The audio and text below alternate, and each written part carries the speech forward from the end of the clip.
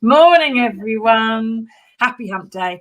Welcome to the news agenda with me, Fleet Street Fox. And today I'm joined by the Mirror's crime editor, Tom Pettifor. Morning, Tom. Good morning.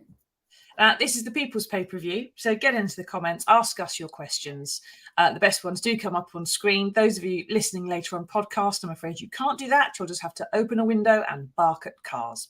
So what have we got today? Well, the Mirror has splashed on news that a Tory MP has been arrested on suspicion of rape, among other things, and has been banned from the parliamentary estate. Can't talk about that for legal reasons. But inside is what happens at the other end of the criminal process, with news that racist killer David Norris is making a bid for freedom. And this is Tom's story, which is why he's joining us today. You've got one in the paper, Tom. Well done. Yeah. Yes. Now take us through this, Tom. This is one of the guys who was convicted very, very late on for the murder of Stephen Lawrence, wasn't it?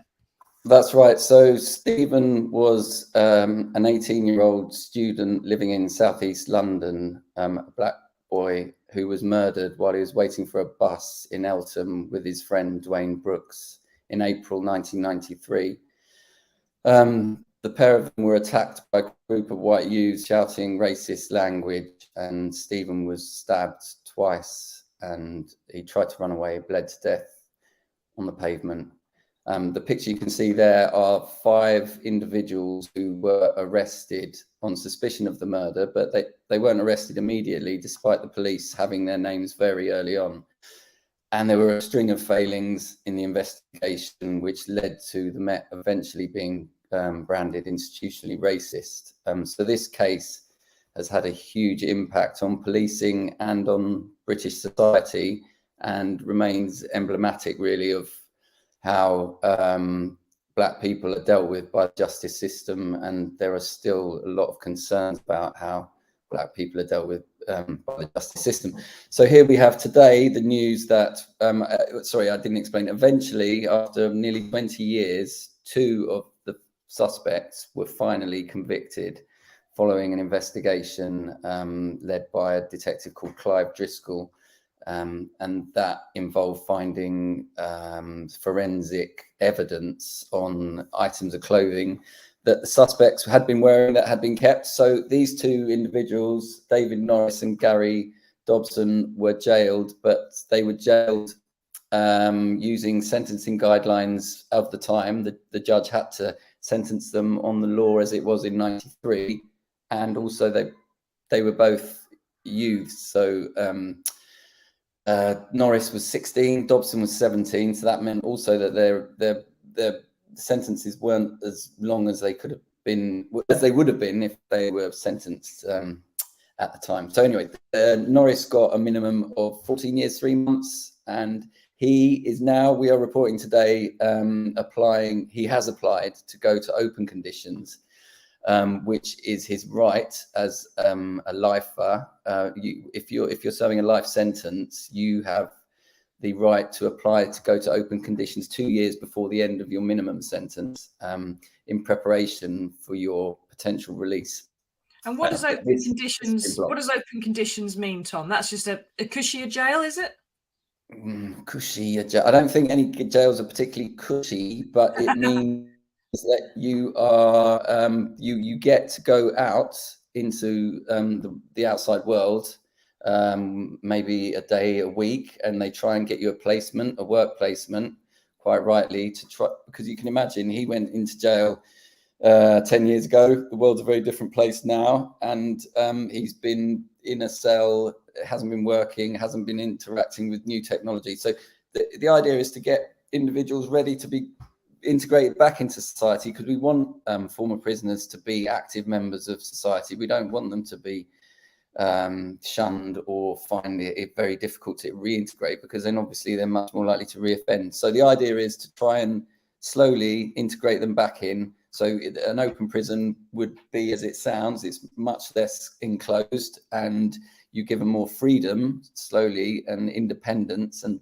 trust, if officials feel that you're ready for that trust and you can be trusted. But obviously in this case, the Ministry of Justice sometimes what can happen at this juncture is that your case goes to the parole board, so some expert individuals can look at your case and decide whether you're safe to go to open. But in this case, the minister has not even allowed that to happen. He has just said, you're not going. We don't know why he's made that decision, but that's the decision that he made.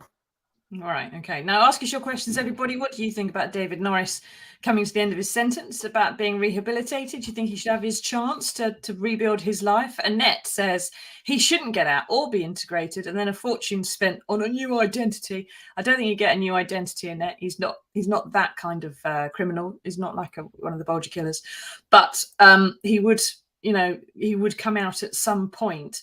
But obviously, as you said in your piece, Tom, Dominic Raab has said, no, you're not coming out, probably for exactly the reasons that Annette has said, which is that all the suspects in Stephen Lawrence's murder have had a life which shows them to be continuing to be quite criminal, shall we say. And there's the sort of sense that most people would think that a murder of a young man of whatever color, but especially with all those racist overtones to it, is not something that is very easy to be rehabilitated from. So is Norris going to have any right of appeal against this decision? Just because Dominic Raab has said no, does that mean that's it? Does it actually can he appeal and get it to the parole board? That's a good question, and I have to admit that I don't know. I'm not a legal expert, but I have a feeling that he will be in difficulties trying to appeal this, because he doesn't even have a right for it to go to the parole board yet. It's up to the minister, and he's not even at the end of his sentence. So when he does definitely have a legal right is when he comes to the end of his minimum sentence. Then every single inmate has the right to go before the parole board and apply for release, no matter how you've behaved during your time in jail. That is, you've finished your minimum sentence. So that is when he definitely has a legal right to apply for release, and that will be in December 2014, which in many people's minds won't be very. 2024. Sorry. Not going back in time. It's early in my timeline's a bit muddled with this. Yeah, 2024. So a couple of years' time, he will have that opportunity. It's quite hard to be released. I think it's fairly unheard of to get released from closed conditions. So the fact that he's been blocked from going to open conditions now probably means that he won't be released when his minimum sentence expires. Well, exactly. Now, Rose says Stephen Lawrence has got no life. It's very difficult for some people, obviously, to hear about prisoners and convicted murderers being given their rights when someone else has had every single right taken away by their actions. But that is what makes us as civilization, rather than just the rule of the street. But like you say, Tom, when he gets round to the end of his minimum sentence, which is only 14 years or so, he's going to apply to the parole board and say, I'm all completely rehabilitated. He's going to do the Shawshank thing and try to get out. But if the fact that the Justice Secretary at this point is saying, no, you're staying in there for now, is a very good indication, isn't it, that when he gets round to the end of his minimum sentence, that the Justice Secretary is going to block it again, regardless of what the parole board might say. Well, at the moment, the way that it works is that the Justice Secretary can't block the parole board's decision, but he has recently said that he's going to change the law so that he can. So that is something that the public need to decide whether they're happy with. Politicians who may not know cases inside out deciding on who's safe to be released and who isn't, as opposed to a board of professionals who often have read hundreds and hundreds and hundreds of pages of the case, know it inside out, deciding whether or not someone's safe to be released. I mean, the parole board's under a lot of pressure at the moment because of recent controversies. People probably remember what happened with the black taxi rapist, John Warboys. He was cleared for release despite virtually none of his victims being warned of that. And the board didn't actually take into account, they only took into account the offences which he was convicted of, but he had a huge number of offences that he wasn't, and that they weren't considered. And that was reversed after two of the victims took their own legal challenge against the parole board. So that really did show problems with the way that it works, and that parole board are trying to open up. So this summer they're going to allow victims to sit through the whole of hearings, which should have happened a long time ago. Very important. I think there's a real imbalance, as you say, between victims and perpetrators, and victims need a lot more representation in the process. Whether or not we need a politician making the final decision is for people. I wouldn't trust Dominic Raab with a spoon, never mind a decision. Now, Steve says, morning Steve, has the Met Police been rehabilitated so it is fit to be on the streets? We can't lock up the Metropolitan Police, Steve. Nice idea. But, we just lock up the individuals of the Metropolitan Police when they get caught out, like Wayne Couzens. Mike, but there is a good point to be made there, that if the job had been done properly at the beginning, then these potentially more people would have been jailed and there would have been proper justice. So at the heart of this story is a family who've lost their son, their brother, and they didn't get the justice that they deserved. And that, I think that is really the main point. So the fact that he's now on his way to being released in the coming years is kind of more an issue. It sort of reflects on this huge injustice that's been done to the family, I suppose. Exactly. Yeah, it makes it all worse. Failing. Yeah. Now, Mike says, understanding the nature of this crime, I'm still a bit concerned that a sole government minister, same point you made, Tom, has the power to override legal and sentencing guidelines. Any minister can unilaterally decide a bad person can't go through the legal process. Not terribly great. But on that last point that you made, Tom, if a young black man were to be stabbed at a bus stop today in the same circumstances, would the police do better, or would we still be facing some of the same problems? No, I mean, I think if there was a racially motivated attack now, the police would do far, far better. And now we have specific trained murder squads to deal with these attacks. So there's been huge changes, partly because of this case, a lot down to this case actually, but there are still huge issues about relations between the police, especially in London, but definitely in other cities as well, and the black community. And there's still not a reflection of in the force. If you look at the senior management, there's no black people in the very top of the Met Police. And also in rank and file, we need to make the force more reflective of the society that we live in. That's how it's going to work. If people are only going to trust a force that looks like them, really, to some extent. And in central London, where you have large percentages of the population are non-white, you have a lot of white officers coming. A lot of them live outside of London as well, because they can't afford to live in London. So that doesn't work. And they don't have quite the same officers. Sometimes they get drafted in, don't they, from outside forces and stuff. And we've seen multiple cases of that are going through the sort of the complaints process at the moment about people who are stopped without good reason, but just happen to be black. So there is obviously still some stuff to be dealt with there. And when these kind of things come up, I always just think about Doreen and Neville, about Stephen's parents, and Dwayne, and how they're going to cope when and if the killers do get released, and what's going to happen. And I'm sure that anyway, even if they do, I know there's some quite angry comments today, but if they do, I'm sure the police are going to be following Dobson and Norris for quite a long time.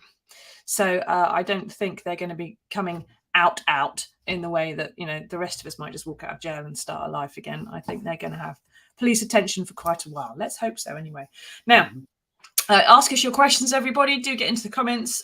Please don't be too violent or unpleasant about the killing. Horrible thing to say about violent, unpleasant killers, but, you know, we can't put up comments that are really grim. So if you've got some thoughtful comments about the release of David Norris, do let us know. But now we're going to move on to the next story. We've got an all-star cast on the show this morning, because I've got a story in the paper too. Woohoo! So this time, it's another revelation about Britain's nuclear test veterans, who featured on the show a lot because it's my show. And we found 300 pages of internal MOD memos about the planning and results of something that was called Operation Mosaic in 1956, when 2 atomic bombs were detonated off the coast of Australia. One of them was 98 kilotons. That's 5 times more powerful than the bombs that destroyed Hiroshima and Nagasaki. Now, a destroyer, a British Navy destroyer called HMS Diana, was ordered to sail through the fallout of those 2 bombs for a total of 16 hours, while most of the crew were locked below deck. But these papers show that the ship was steamed with her vents open to see what contamination could come inside the ship and to be found later.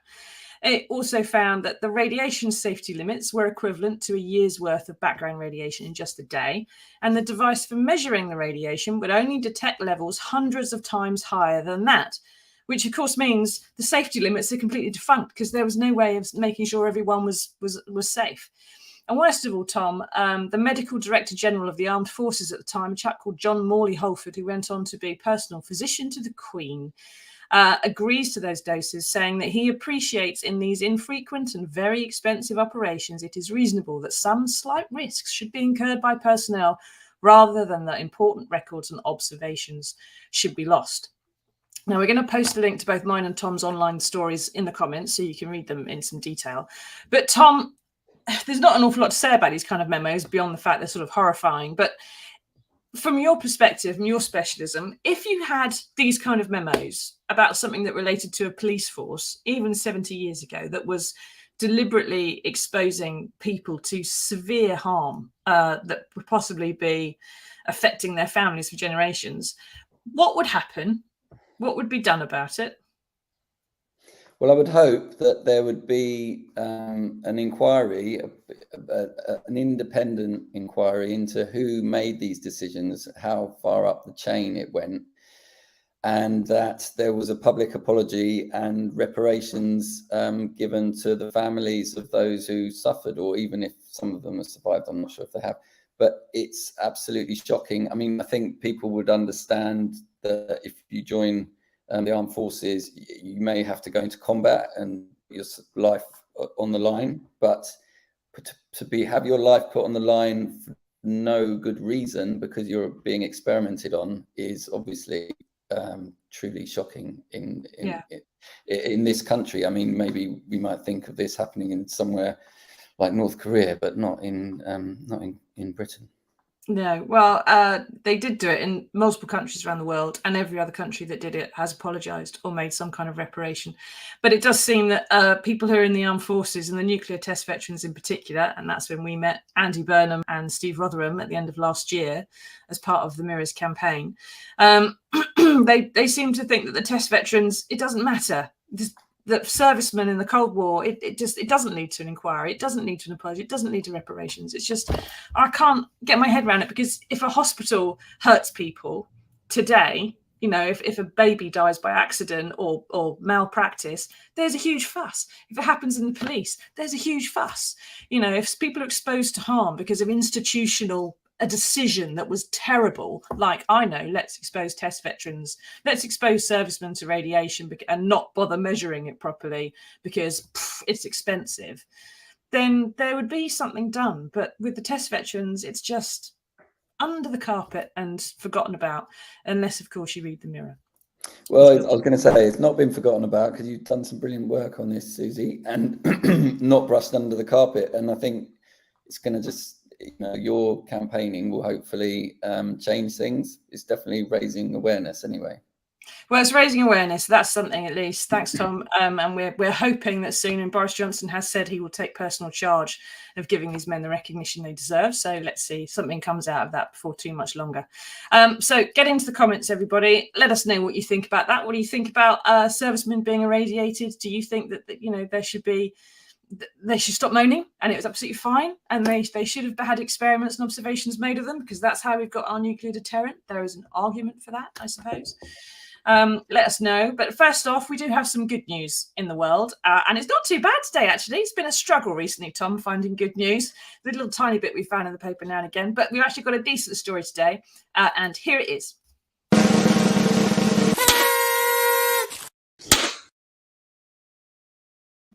Now, we can't all be pop stars. Some of us can't even sing a note. But you need to remember, Paul McCartney can't read sheet music, still can't read music. So there may be hope for all of us, because the National Trust, which owns his childhood home in Fourth Lynn Road in Liverpool, is opening it up to aspiring musicians to write and perform in. So it's only, Tom, it's only a 2 up, 2 down. They're going to have to twist and shout a bit. But I've got a feeling that if they get back to some musical sort of roots like this, most musicians would agree that all you need is not love, but a free room where the neighbours don't mind the din you make. I'm going to say, what are the neighbours happy about this? They're going to have loads of young musicians smashing up the next door house. I suppose they won't be allowed to smash it up. Some terrible covers of Here Comes the Sun, just over and over and over and over. And throwing TVs out the window, that kind of thing. Will that be happening? I don't think the Beatles ever did that, did they? No, I know, but they need to. The young people need to sort of show them how it should have been done. That's what we want from our rock stars, isn't it? Well, I think Brandy Alexander's and some heroin in John's later life may well perhaps be the kind of thing they don't want in Fourth Lynn Road. I don't know about Brandy Alexander's, actually. They're quite good fun. But we'll have to see. But I suppose, Paul and John did used to write and sing in the toilet in that house because it was better acoustics. So they all squeezed into the bog to do it. So, don't let me down, musicians. You know what to do. If you get in there, write a track in the loo, because that would be very cool. Might need to give it 5 minutes, says Alan A song called I'll Give It 5 Minutes If I Were You. Now, Sarah says, sorry, change tack entirely now as of a segue. Sarah's going back to the story about Stephen Lawrence and letting out rehabilitating killers. We let little James Bulger's killer out and gave them a lifelong license, even though John Venables has gone on to commit further crimes and continues to commit crimes. Where does it end? There's always that argument, isn't there, Tom, that there's always going to be someone that they let out and they can recommit crimes again. But people often, when they talk about John Venables, they often forget the other killer whose name is just as completely escaped. Rob Thompson has just completely escaped me. Who has been rehabilitated, it would appear, is living quietly and well, and is doing exactly what the system is there to do. Yep. So the success stories we don't hear about because they've done well and they've not got the media attention because they haven't reoffended. But sadly, in some cases, like Venables, individuals can't stop themselves reoffending, and so he's had to be brought back into the prisoner state. He's already had one parole turned down, and I think he's about to probably be referred for another parole hearing. And I can understand why people get very angry and upset about this, because it's really awful what he did. But I think also and he's obviously offending in adulthood, but child offenders and children that do things like this should be looked at in a slightly different way, in my opinion, because children that do such horrendous acts, there's a reason why they've done this, and I'm not excusing it, but I'm just saying that it's very complex and pretty awful. But yes, I can understand why people are very angry about the Venables case. Yeah, I've sat in my fair share of court cases as well, Tom, and I don't think there's ever been a case where I sat and looked at someone in the dock and thought, you've just decided to be appalling. It's always something where combination of things has rolled them to that point, and they've lost sometimes raising, sometimes parenthood, sometimes life, but they always seem to have just lost their way somehow or another. And that's not to show sympathy for them, it's just to understand how it happens. But yeah. Tina says, how do they know it was racist? The murder of Stephen Lawrence, they were heard shouting racist abuse, weren't they? Yeah, independent witnesses heard the racist language, which I'm not going to repeat, and the individuals involved were filmed. If you read the article that I've written today, Norris was secretly filmed by the police using really awful racist language and talking about going and attacking black people. So yes, there's no doubt. Even the police in '93 admitted it was a racist attack, and I can tell you at that time they did not do that easily, because the year before a boy called Roland Adams had been murdered by a gang shouting similar language, and the Met refused to acknowledge that it was racist. The judge did, but the Met didn't. So there's no doubt about that, the fact it was racist. Yeah, no, I think it's just unfortunately, it shouldn't take the death of some young man to change the way that the police operate and make them better. But I suppose that's one benefit of Stephen's murder, if there is any at all. Now, Steve says the UK government needs to recognise they tested atomic weapons on personnel. The only difference with testing a nuke or a rifle on men is bullets have an immediate health effect. Radiation poisons over time and generations. There would be uproar if bullets were tested on men. So why not nukes? Steve's dad was at Maralinga in South Australia, where they conducted just under 600 horrible radioactive explosions, not nuclear explosions, but radioactive ones, to see what would happen to nuclear weapons in the event of an accident, like a fire or someone dropped it or something like that. And he's got undiagnosable health conditions. So he's got a point, isn't he, Tom? Because when they test rifles and guns and bullets and tanks, they blow up pigs. They shoot them. They don't detonate it on their own troops. Absolutely. So there really is. I mean, you're putting not only the person's life in danger, but as you say, it's generations to come as well. That's just it's just awful. It really beggars belief that they can do that and then not accept that it was wrong and take some responsibility for it. I mean, why wouldn't you do that? Ask the veterans and their families to prove it, when frankly it should be up to the MOD to prove that it wasn't radiation, it was something else. And interestingly, they've never come up with a different thing. They've never examined the phenomenon of 10 times the normal rate of birth defects and 3 times the normal rate of miscarriages and 1 in 5 times the normal rate of infant mortality. They just say, well, it's not radiation. They don't say we need to look at it and find out what it is then. They just go and walk away. But not if I have my say. Gonna get him if it kills me. Right. Thank you, everybody, for taking part. Thank you, Tom, for checking in with us and letting us know what's going on there. Those of you listening on podcast, please leave us a nice review or a horrible one. I don't care, really. But a nice one if you can, because it helps other people find us on the podcasty things. And we'll see you all again next Monday for another edition of the News Agenda. Goodbye. Cheers.